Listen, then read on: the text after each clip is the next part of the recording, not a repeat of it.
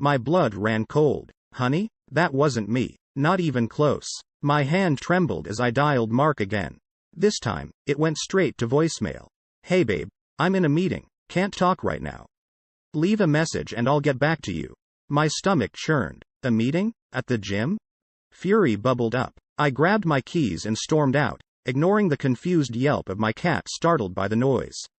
The gym was a 15-minute drive, each second stretching into an eternity. Parking in a frenzy, I burst through the doors, scanning the brightly lit room. Treadmills whirred, weights clanged, and upbeat music thumped. But no Mark. Disappointment battled with anger. Maybe it was a mistake, a wrong number after all. Then I saw her, a blonde with sculpted abs, doing lunges across the room. Her eyes met mine, a knowing smirk playing on her lips. It was the same voice from the phone. My breath hitched. Inhaling a shaky breath, I marched towards her. Excuse me, I said, my voice tight. Is Mark here? The blonde stopped mid-lunge, eyeing me with amusement. Mark? Don't think so, honey. Maybe you should check his schedule a little closer. Her smirk widened into a full-blown grin, sending a fresh wave of fury crashing over me. I know what's going on, I spat, my voice surprisingly steady despite the tremor in my hands. And you better watch your back. The blonde's smile faltered, her eyes darted around the room before flickering back to me, a flicker of fear replacing the earlier smugness. Before she could respond, I turned on my heel and stormed out, the gym's music fading behind me like a cruel laugh. One thing was clear, my life was about to change. And Mark was going to regret every single lie. The printer whirred to life, spitting out the last page of a report Mark claimed he urgently needed to finish. My stomach growled. Dinner was getting cold again. As I walked past his desk to grab a glass of water, a corner of a white envelope caught my eye. Curiosity piqued, I glanced closer. It wasn't addressed, but the return address screamed fancy hotel, the kind Mark would never stay at for work. My heart hammered against my ribs. Hands shaking, I reached for the envelope.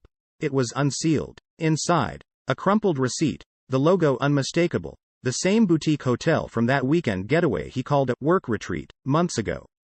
The dates matched perfectly. Fury surged through me, hot and blinding. Mark walked in, a tired smile plastered on his face. Hey honey, almost done here. How about we order takeout? I didn't answer. Instead, I slammed the receipt on the table, the logo facing him. His smile vanished, replaced by a flicker of panic.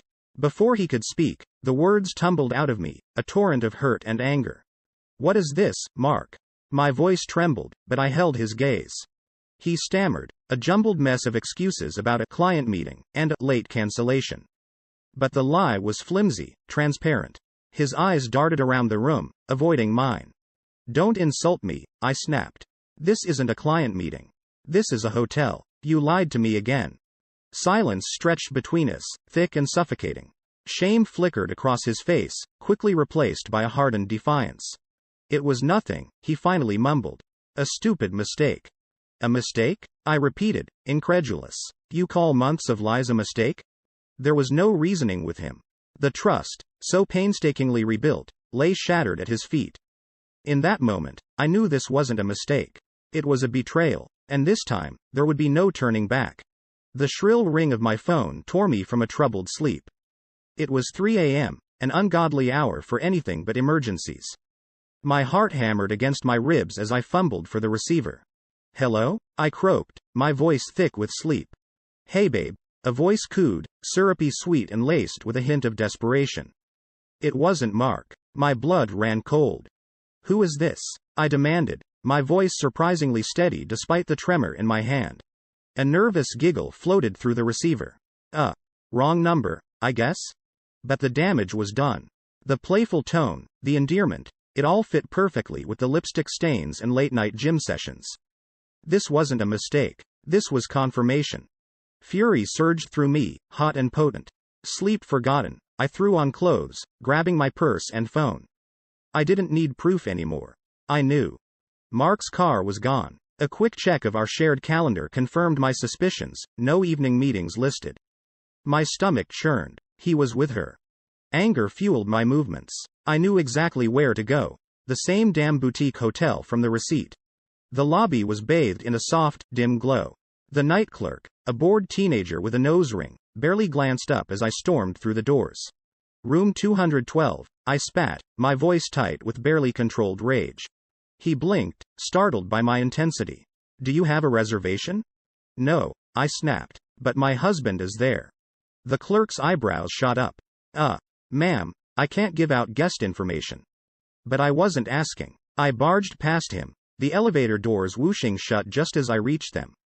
Heart pounding, I punched in the floor number, each floor number a beat in a war drum.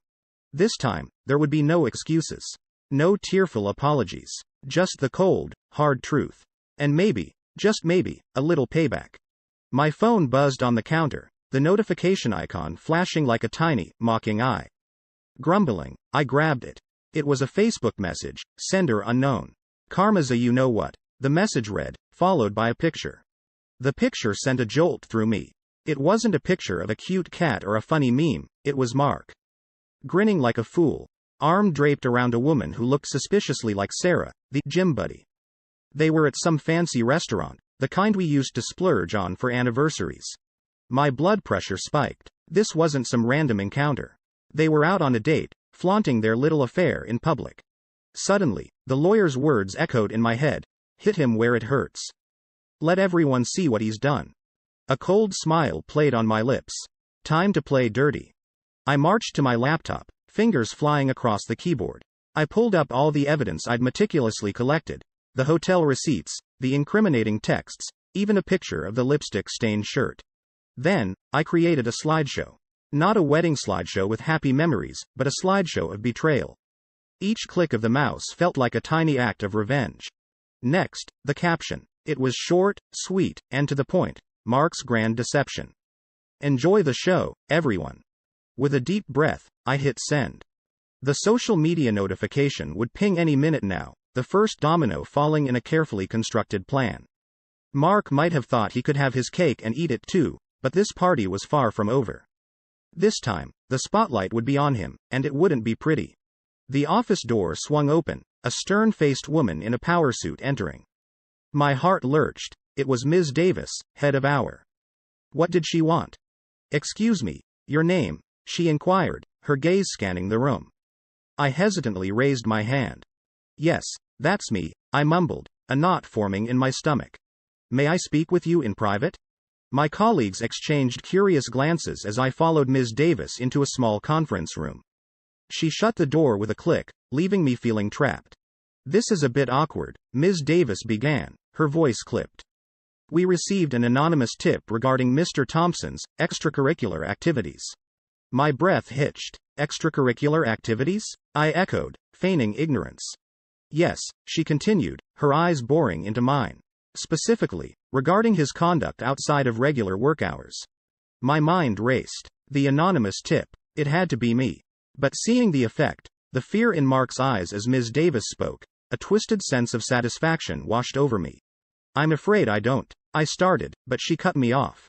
Look, Ms. Your name. Ms. Davis said, leaning forward, we take workplace harassment very seriously. And frankly, Mr. Thompson's behavior seems, she trailed off, searching for the right word. Inappropriate? I offered, a small, humorless smile playing on my lips. She nodded curtly. Indeed, it won't be tolerated. A wave of triumph surged through me. The promotion, the one Mark used as justification for all his late nights, the one he desperately craved, it was gone.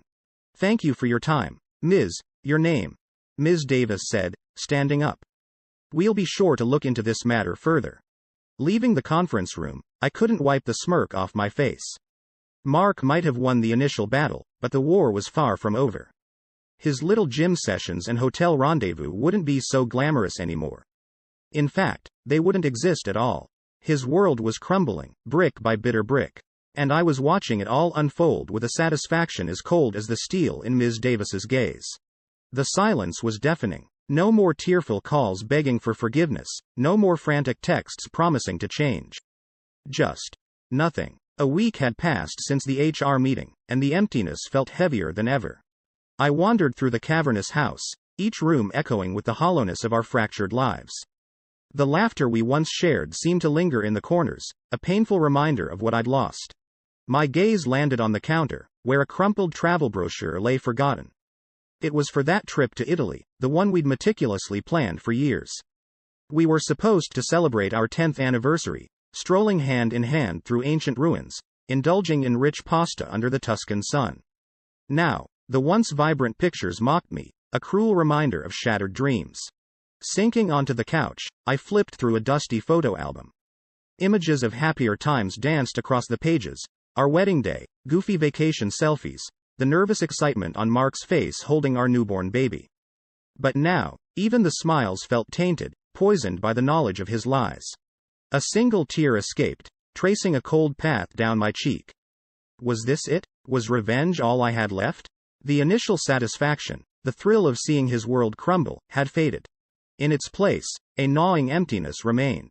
The anger was still there, a smoldering ember in the pit of my stomach, but it warmed nothing.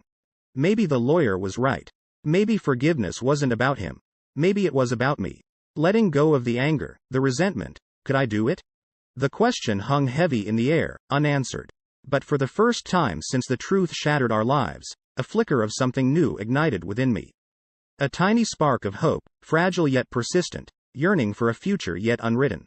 A notification buzzed on my phone, shattering the tense silence in the apartment. My heart hammered against my ribs. Maybe it was Mark, a groveling apology, a plea for another chance. With trembling fingers, I unlocked the phone and saw the sender's name. Sarah. My breath hitched. The woman who reeked of cheap perfume and barely glanced at me now had the audacity to text. My stomach churned as I opened the message. "You reap what you sow, honey," it read, followed by a smug smiley face emoji. Blood. Absolute blood. This wasn't just Mark's betrayal.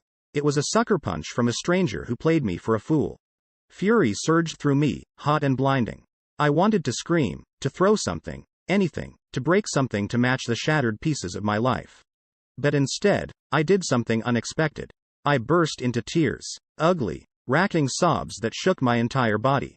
Tears for the shattered trust, the lost years, the future that crumbled like dust in my hands. Tears for my own stupidity, for letting anger consume me to the point of neglecting my work. The missed deadlines, the critical errors, they were all swirling in my head, a storm brewing just beneath the surface. The reprimand from my boss earlier that day echoed in my ears. "Focus. Your name. This isn't like you." He was right. This wasn't me. But where was that me, who could navigate spreadsheets and deadlines with a cool head? Buried under a mountain of anger and hurt.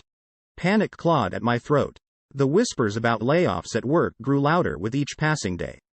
My job, my financial security, could this all be lost too?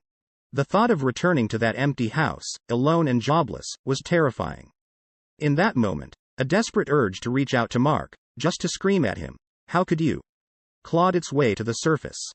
But as quickly as it rose, I pushed it down. No, I wouldn't let him have that power over me anymore. Taking a shaky breath, I wiped away the tears.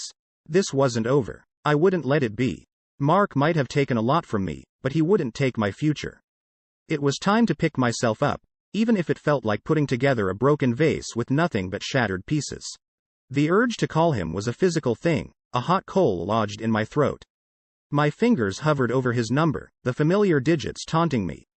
Just one call, to scream, to unleash the torrent of anger and hurt that festered within. But my pride, that stubborn remnant of the woman I used to be, held me back. I wouldn't give him the satisfaction of seeing me crumble. He wouldn't see me weak. Not anymore. Instead, I slammed my phone down, the screen momentarily flashing white with the impact. Revenge had felt good at first, a fiery satisfaction that burned away the pain.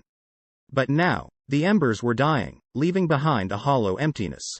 A notification chimed on my laptop, jolting me from my thoughts. It was a missed call. Mom. Panic bubbled in my chest. I never missed her calls. Frantic, I scrolled down to see a worried text. "Honey, everything okay? You've been acting so distant lately." My breath hitched. Mom. She always knew. The lump in my throat grew bigger. Suddenly, the weight of my actions hit me. I'd been so focused on punishing Mark, I'd pushed everyone else away. Another notification popped up. A text from Sarah, the fake friend.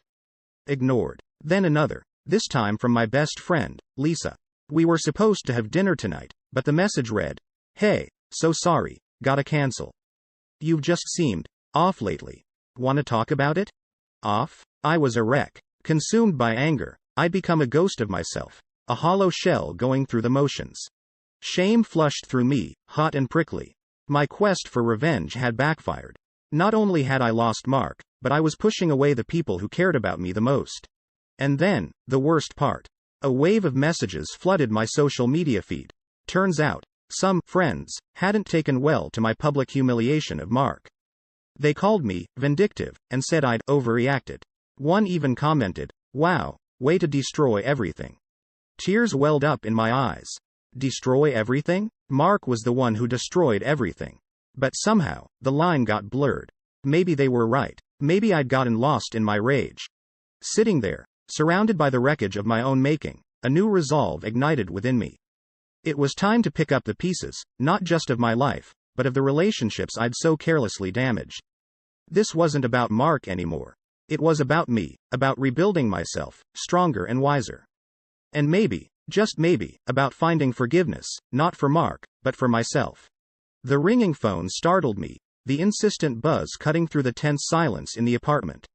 It wasn't a regular number. A string of unfamiliar digits flashed on the screen. My stomach clenched. Could it be Mark? Maybe another apology, another attempt to weasel his way back in? But something held me back. The therapist's words echoed in my head. Don't let him control you anymore, your name. Taking a deep breath, I silenced the call. It felt liberating. No more jumping at every notification, waiting for his next move. This was my life now, and I wouldn't let him dictate it. Looking around the cavernous living room, a wave of sadness washed over me. This house, once a symbol of our shared dreams, now felt like a constant reminder of his betrayal. The therapist had suggested selling it. A fresh start, she'd said, her voice gentle yet firm. A chance to build a new life, one brick at a time. The idea was daunting, but a seed of hope had been planted. Maybe a smaller place, something less expensive, wouldn't feel so empty. Maybe it could be a place where I could finally start to heal. Wiping away a stray tear, I grabbed my laptop and opened a real estate website.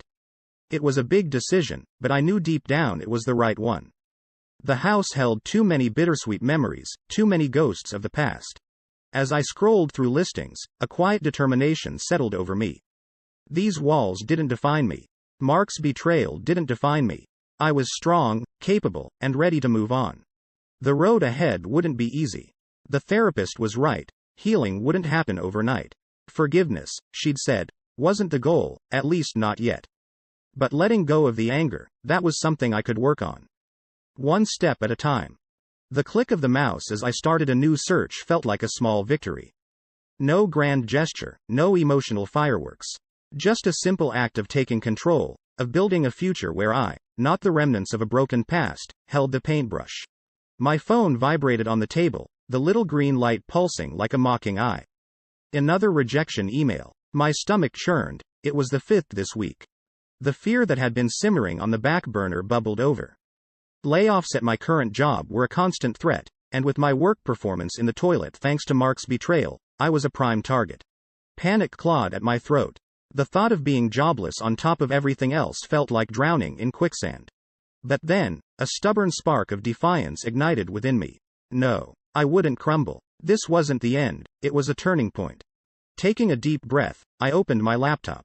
Job search websites became my new battleground. This time, my resume wasn't filled with a desperate plea for sympathy. It was a war cry. I listed my skills, my experience, everything that made me a valuable asset. This wasn't just about finding a job, it was about proving something, to myself, to Mark, to anyone who doubted me. A knock on the door startled me.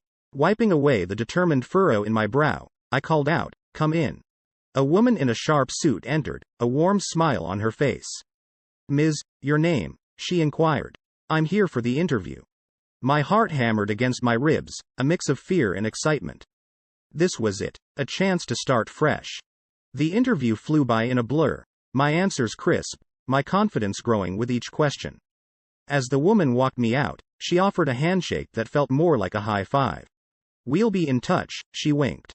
That wink felt like a beacon of hope in the storm that had been my life. Days turned into weeks, the silence deafening.